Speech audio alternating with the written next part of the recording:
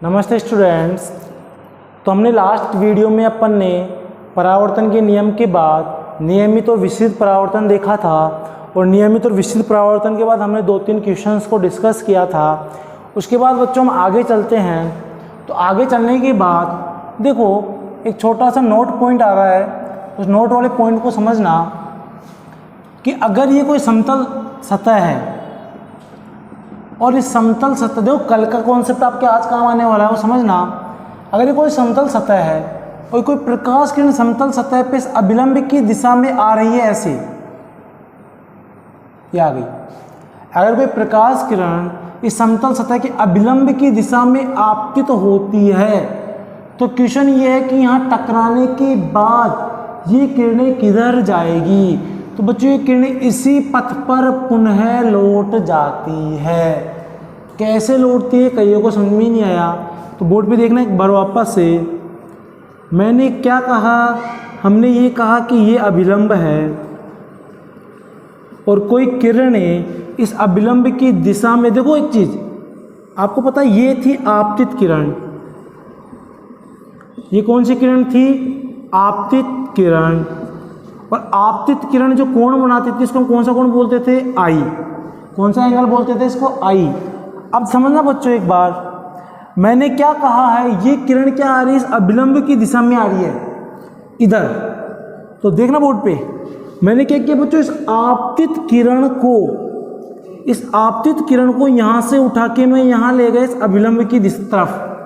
देखो कैसे लेके जा रहा हूं, ये इसको उठाया और उठाने के बाद इसको मैं यहां ले गया ऐसे। तो मुझे एक चीज का आंसर देना आप लोग, अगर मैं इसको उठा के यहां लेके जा रहा हूं तो आई एंगल कितना होगा? अगर बच्चों मैं इस किरण को यहां से उठा के यहां ले गया तो आई कितना हो जाएगा? कईयों ने आंसर दिया आई 0 डिग्री होगा। सही भी है, देख लीजिए। अगर मैं इसको उठा के यहां से देखो ये ले आया तो कोई एंगल बनेगा ही नहीं, यहाँ पे कोई एंगल ही नहीं बनेगा। एंगल नहीं बनेगा तो आई कितना हो जाएगा? 0 डिग्री हो जाएगा। समझ में आया? तो मैंने क्या कहा कि इस आपतित किरण को मैं उठा के यहाँ लेके आया तो एंगल आई 0 डिग्री हुआ। अब मैं आगे चलता हूँ, समझना इस चीज़ को। अब मुझे चाहिए, अब आपको पता है अगर किरणें यहाँ टकराती है तो टकराने के बाद इधर जाएगी, ये चली गई। और ये एंगल कितना बनता था? आर बनता था। ये क्लियर था कि एंगल कितना बनता था? आर। और आपको एक बात और पता है परावर्तन के दूसरे नियम से कि एंगल आई बच्चों किसके बराबर होता है? एंगल आर के इक्वल होता है। परावर्तन का दूसरा नियम क्या बोल रहा था कि आपतन कोण परावर्तन कोण के इक्वल होता है। तो एक चीज देखना यहाँ पे, आप बोल रहे हो कि आई 0 डिग्री है तो 0 डिग्री कितना होगा? आर। इट मीन्स यहाँ पे आर भी कितना होने वाला है? 0 डिग्री होने वाला है। आर 0 हुआ तो इस डायग्राम को वापस से फोकस करो। आर 0 कब होगा? जब ये किरणें उठ के यहाँ पे आ जाएगी, यहाँ पे। तो ये कुछ एंगल बना रहा है, मुझे इसको 0 करना है। 0 कब होगा? जब ये उठ के यहाँ पे आ गए। देखो ये आ गई, आने वाली किरण भी ये रही, ये वाली किरण भी यहाँ पे थी, जाने वाली किरण भी यहाँ पे आ गई। तो इसका मतलब ये हुआ कि अगर कोई प्रकाश किरण अभिलंब की दिशा में आती है, अगर कोई प्रकाश किरण अभिलंब की दिशा में आपतित होगी, आपतित होती है, तो परावर्तन के बाद क्या होगा? परावर्तन के पश्चात उसी पथ पर लौट जाती है। जिस पथ पे वो आई है, जिस पथ से वो आई है उसी पथ पर लौट जाती है। देख लीजिए, जिस पथ से किरणें आई है टकरा के अगेन उसी पथ पर लौट गई। कब कहाँ आएगी? जब किरण अभिलंब की दिशा में आती है। अगर प्रकाश किरण अभिलंब की दिशा में आपतित हुई बच्चों तो परावर्तन के बाद उसी पथ पर पुनः लौट जाएगी। आई थिंक ये भी कॉन्सेप्ट आपको क्लियर हो गया। क्यों हुआ? क्योंकि यहाँ एंगल आई और एंगल आर क्या है? 0 डिग्री के इक्वल होते हैं। यहाँ तक आई थिंक आपको कोई डाउट नहीं होगा। तो हम थोड़ा सा आगे बढ़ते हैं। आगे बढ़ने के बाद देखिए, ये तो छोटी छोटी सी बातें हो चुकी बच्चों परावर्तन के बारे में। हम परावर्तन की डेफिनेशन पढ़ चुके, हम परावर्तन के नियम पढ़ चुके और हम परावर्तन के संबंधित 1-2 क्वेश्चन पढ़ चुके। उसके अलावा हमने नोट वाला पॉइंट देखा कि किस प्रकार किरणें अभिलंब की दिशा में आएगी और उसी पथ पर लौट जाएगी। बच्चों जो नेक्स्ट हमारा टॉपिक था, जो आपका स्टार्टिंग से क्वेश्चन बना हुआ था, दर्पण। आपका याद होगा जब मैंने परावर्तन स्टार्ट किया था, मैंने बोला था कि दर्पण होता है ये, और आपका क्वेश्चन ये बना हुआ था कि दर्पण होता क्या है। तो वो कॉन्सेप्ट हमारा यहाँ पे आ रहा है। तो अगली हेडिंग भी हमारी यही है, दर्पण या मिरर, दर्पण या मिरर।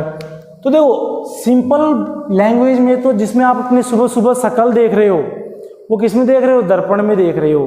जो सुबह सुबह आप आपका फेस देख रहे हो वो दर्पण में देखते हो। और उसमें देखना क्या होता है, ये रहा वो पॉलिश वाली सरफेस और ये रहा सामने चिकनी सरफेस या चमकीला सरफेस।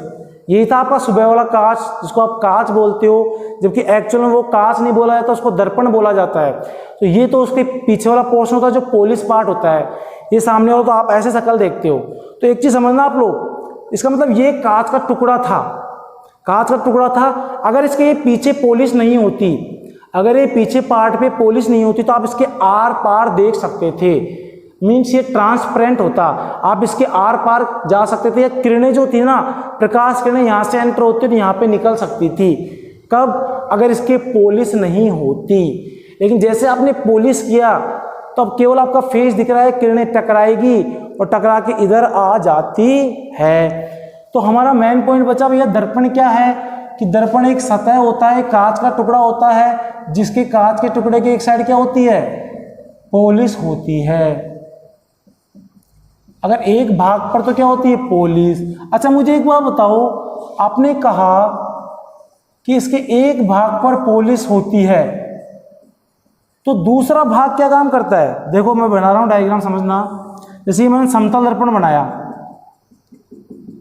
एक भाग पे क्या कर दिया आपने? इसके पॉलिश। तो दूसरा भाग किसका कार्य करेगा? ये दूसरा पार्ट किसका कार्य कर रहा है? ये किसका कार्य कर रहा है बच्चों? परावर्तक पृष्ठ का, जो अभी अभी हमने पहले भी डिस्कस किया था। या इसी को कई जगह बोला जाता है चमकीला पृष्ठ या चमकीली सतह, ये ध्यान रखना। कई जगह आपको चमकीला पृष्ठ वर्ड भी मिल सकता है, कई जगह आपको परावर्तक पृष्ठ भी मिल सकता है। तो मैंने क्या कहा कि एक भाग पॉलिश होता था, दूसरा भाग क्या हो? परावर्तक पृष्ठ हो या परावर्तक पृष्ठ की तरह कार्य करे, की तरह कार्य करता हो।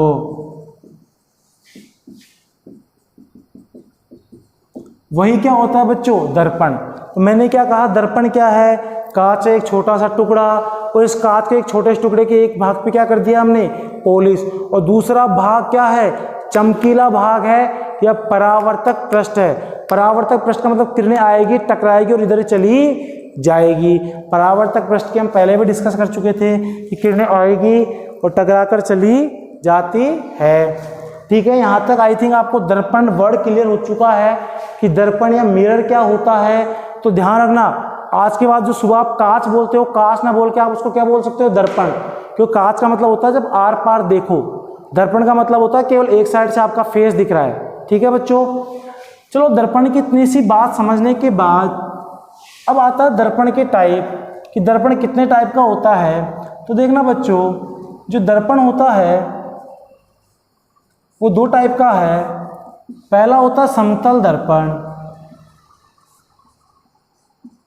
जिसको हम बोलते हैं प्लेन मिरर, और दूसरा होता है बच्चा गोलीय दर्पण।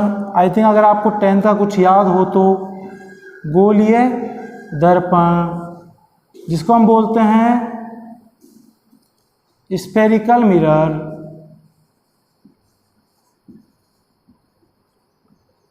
तो देखना एक चीज, हमने क्या कहा, अब हमने दर्पण पे आए तो दर्पण हमने कहा दर्पण कितने टाइप के हैं? 2 टाइप के। पहला दर्पण कौन सा हो गया बच्चों? समतल दर्पण, जिसको हमने क्या कह दिया? Plane mirror. देखो नाम से इनकी डेफिनेशन बनती है। समतल दर्पण का मतलब सतह कैसी होगी इसकी?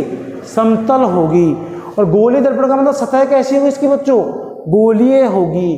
तो मतलब जिस दर्पण की सतह समतल होगी वो तो हो जाएगा समतल दर्पण, और जिस दर्पण की सतह बच्चों गोलीय होगी वो हो जाएगा गोलीय दर्पण। तो समझना एक चीज, मैं अगर समतल दर्पण छोटा सा बनाऊं तो देखो ये एक समतल सतह है बिल्कुल, और इसके एक पार्ट पे मैंने क्या कर दी, पॉलिश। ये तो पॉलिश पोर्शन था, और आपको पता है परावर्तक पृष्ठ है, तो ये तो समतल पृष्ठ है, जैसे जस्ट लाइक बोर्ड का एक पार्ट, ये समतल भाग है पूरा। जो आपका सुबह का जो कांच होता है वो बिल्कुल समतल होता है, जिसमें आपने सुबह सुबह अपना फेस देखा है, शकल देखी है, वो कैसे होता है, समतल पार्ट होता है। ऐसा दर्पण तो हो गया बच्चों समतल दर्पण। अब गोलीय दर्पण होता क्या है ये भी बाद में पढ़ेंगे टाइप्स। या तो गोला ऐसा बनेगा, कईयों को याद आ रहा होगा कौन सा दर्पण है, या गोला ऐसा बनेगा। तो मतलब आप एक चीज नोटिस करो, यहाँ गोलीय सतह इसकी, पृष्ठ गोलीय टाइप की, स्फेरिकल पार्ट है इसका, गोलीय पृष्ठ है। तो जिसका पृष्ठ गोलीय होगा वो कौन सा दर्पण होगा, गोलीय दर्पण। और जिसका पृष्ठ बच्चों समतल होगा कौन सा दर्पण होगा, समतल दर्पण होता है। तो आपको एक बात क्लियर हुई कि यहाँ पे दर्पण दो टाइप के हुए। पहला बच्चों कौन सा, समतल दर्पण। डेफिनेशन यही है जो मैं बोल रहा हूँ, सुनना, कि समतल दर्पण वह दर्पण होता है जिसका परावर्तक पृष्ठ कैसा होता हो, समतल होता है। यही डेफिनेशन मिलेगी आपको कि समतल दर्पण वह दर्पण है जिसका परावर्तक पृष्ठ समतल होता है। परावर्तक पृष्ठ मतलब ये वाला सतह। गोलीय दर्पण वह दर्पण है जिसका परावर्तक पृष्ठ गोलीय होता है या किसी गोले का एक भाग होता है। तो समझ में आ गया आपको बच्चों कि दर्पण दो टाइप के हुए, पहला हो गया समतल दर्पण और दूसरा हो गया गोलीय दर्पण। अब मैं एक एक दर्पण को थोड़ा डिटेल में पढ़ेंगे हम। पहले हम डिटेल की बात करेंगे समतल की, फिर बात करेंगे गोलीय दर्पण की। तो बच्चों अब हम पहला टॉपिक स्टार्ट कर रहे हैं हमारा समतल दर्पण या प्लेन मिरर। तो डेफिनेशन आप समझ चुके कि समतल दर्पण वह दर्पण होता है जिसका जो परावर्तक पृष्ठ होता है वो कैसा होता है, समतल होता है। अब देखना एक चीज, समतल दर्पण में हम प्रतिबिंब का निर्माण देखेंगे, प्रतिबिंब कैसा कैसा बनता है। पर एक चीज देखिएगा, अगर मुझे प्रतिबिंब की प्रकृति देखनी है, प्रतिबिंब का निर्माण देखना है कि प्रतिबिंब कैसा बन रहा है, उससे पहले हमें ये बात क्लियर होनी चाहिए कि प्रतिबिंब होता क्या है। कि प्रतिबिंब के बारे में तो पढ़े, लेकिन प्रतिबिंब क्या है ये तो समझ में आना चाहिए। तो देखना पहले प्रतिबिंब समझना क्या होता है, क्योंकि पूरे इस चैप्टर में हम बार बार इस वर्ड का यूज करने वाले हैं कि प्रतिबिंब की प्रकृति यहाँ पे ऐसी होती है, प्रतिबिंब की प्रकृति वैसी होती है। तो देखो ये आपके घर का दर्पण था, ड्रेसिंग टेबल वाला लगने वाला कांच है, और यहाँ पे आप प्यारे से खड़े हो गए सुबह सुबह हेयर बनाने के लिए। वो बात अलग है, बाल नहीं है यहाँ पे आपके पास। तो देखो जैसे आप यहाँ पे खड़े हुए, तो देखना एक चीज़ बच्चों, दर्पण ये सामने था आपके, आप यहाँ खड़े हो गए, तो जो दर्पण के सामने वस्तु होती है वो होती है बच्चों बिंब। इसको हम बोलते हैं बिंब या वस्तु। वापस सुनिएगा, अगर आप आपके घर के ड्रेसिंग के सामने या दर्पण के सामने खड़े हुए हैं तो आप उस दर्पण के लिए हो बिंब या वस्तु। अब जो उसमें आपको आपकी शक्ल दिख रही है, इस साइड जो शक्ल दिखेगी आपको आपकी, वो आपको आपकी क्या दिखने वाला है, प्रतिबिंब। वो आपको क्या दिखने वाला, आपका प्रतिबिंब। तो बच्चों कहने का मतलब क्या है, दर्पण के सामने बिंब खड़ा हुआ है, वस्तु खड़ी हुई है, और दर्पण में जो आपको आपकी शक्ल दिख रही है वो क्या दिख रहा है बच्चों, आपका प्रतिबिंब दिख रहा है। तो आपको आई थिंक ये बात क्लियर हो गई, प्रतिबिंब का मतलब क्या है, दर्पण में जो बन रहा है। प्रतिबिंब को बच्चों इमेज बोलते हैं इंग्लिश में, तो इसका मतलब जो इमेज बन रही है हमारी वो प्रतिबिंब है, और ये होता है ऑब्जेक्ट जो उस दर्पण के सामने रखा हुआ है। तो अब हमने प्रतिबिंब क्लियर कर लिया कि प्रतिबिंब क्या होता है, जो दर्पण में इमेज बन रही है, दर्पण में जो हमको दिखाई दे रहा है वो होता है प्रतिबिंब। अब हम यहाँ ये देखना चाहते हैं, हमारे यहाँ टारगेट क्या है कि ये समतल दर्पण है। ये कौन सा दर्पण है बच्चों, समतल दर्पण। और अब मैं ये देखना चाहता हूँ कि समतल दर्पण में इस बिंब का, अगर कोई वस्तु यहाँ खड़ी हो गई या आप उसके सामने खड़े हो गए तो इसका प्रतिबिंब कैसा बनेगा। हम दर्पण में, समतल दर्पण में ये देखना चाहते हैं कि समतल दर्पण के सामने अगर कोई वस्तु खड़ी हुई है तो उसका प्रतिबिंब उस दर्पण में कैसा दिखाई देता है, या उस प्रतिबिंब की क्या क्या प्रॉपर्टीज होती है। तो वो देखना बच्चों एक बार कि अगर मैं पहली बात करता हूँ इसके, तो देखो यहाँ पे जो प्रतिबिंब मिलेगा ना बच्चों, वो मैं एक वर्ड लिख रहा हूँ, कि समतल दर्पण द्वारा बनने वाला प्रतिबिंब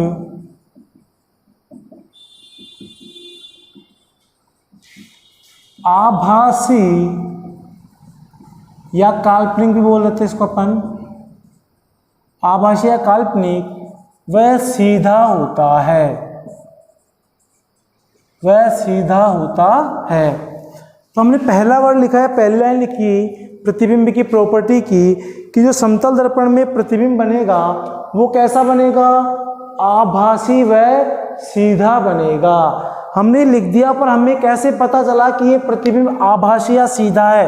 तो आप खुद इसको इमेजिन कर सकते हो घर पे भी कि दर्पण रखा हुआ है, आप इसके सामने खड़े हुए हो, तो आप एक्चुअल में खड़े हुए हो, लेकिन आपकी जो शक्ल दिख रही है दर्पण में, उस दर्पण के पीछे है जिसको आप कांच बोल रहे हो, उस कांच के पीछे क्या यहाँ वास्तव में आप खड़े हुए हो क्या? नहीं खड़े हुए हैं। वास्तव में आप यहाँ खड़े हो दर्पण के सामने, लेकिन जो आपको आपकी शक्ल दिख रही है उसमें वो वास्तविक आप उधर खड़े हुए नहीं हो।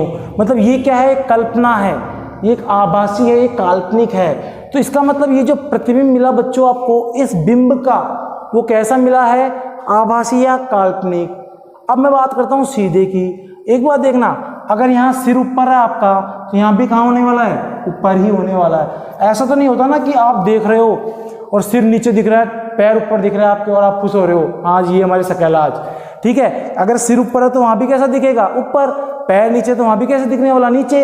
इसका मतलब जैसा बिंब है वैसा कि वैसा आपको क्या मिल रहा है, प्रतिबिंब। इसका मतलब वो कैसा मिलता है, सीधा मिलता है। तो हमारा पहला पॉइंट क्लियर हो गया आपको आई थिंक, कि जो समतल दर्पण होता है उसका जो प्रतिबिंब होता है वो हमेशा कैसा होता है, आभासी व सीधा होता है। दूसरे पॉइंट पे बच्चों हम आते हैं, देखिएगा अगर इसी दर्पण की बात करें तो दर्पण में जितनी दूरी पर बिंब होता है उतनी ही दूरी पर प्रतिबिंब प्राप्त होता है।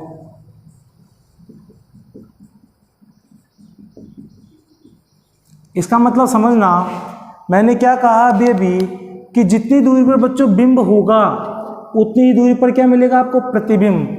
कैसे सुनो, इस दर्पण के सामने ये बिंब अगर 10 सेंटीमीटर दूरी पे भी खड़ा हुआ है ना, तो आपको आपका प्रतिबिंब भी कितनी सेंटीमीटर दूरी पर ही मिलेगा, 10 सेंटीमीटर दूरी पे। आप खुद सोचो, अगर आप आगे जाते जाओगे इसके, अगर आप आगे मूव करोगे तो ये भी कहाँ मूव करेगा, आगे। अगर आप पीछे मूव करोगे तो ये भी कहाँ मूव करेगा, पीछे।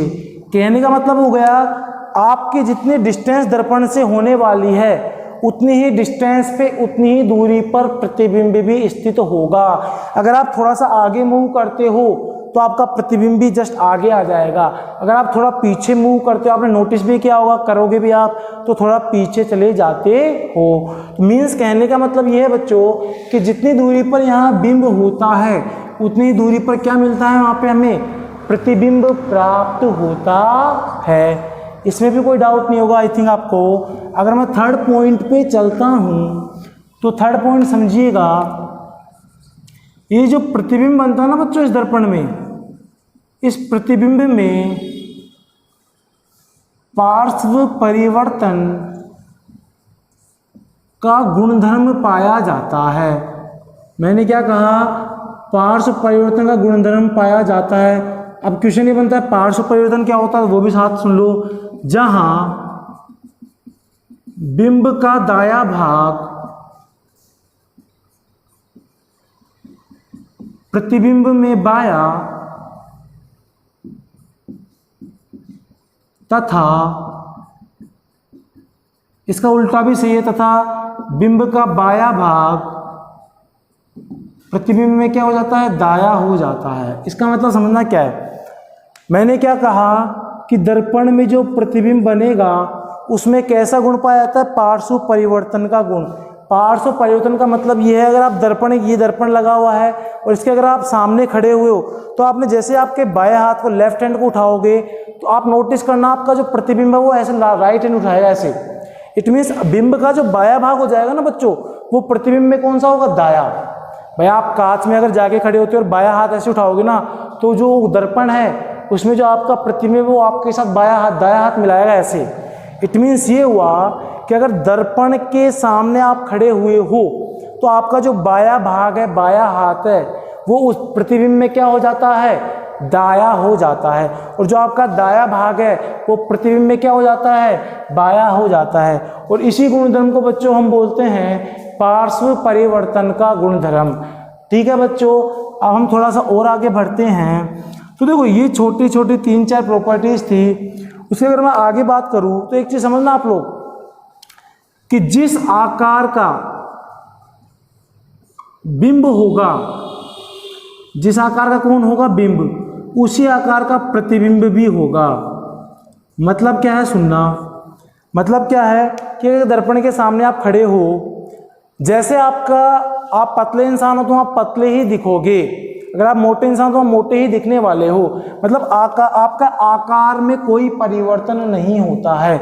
जिस आकार के आप बिंब में दिख रहे हो, आप एक्चुअल में हो, उसी आकार का आपको प्रतिबिंब में भी दिखाई देता है। ऐसा तो नहीं होता कि मोटा आदमी पतला दिखेगा और पतला आदमी मोटा दिखता है।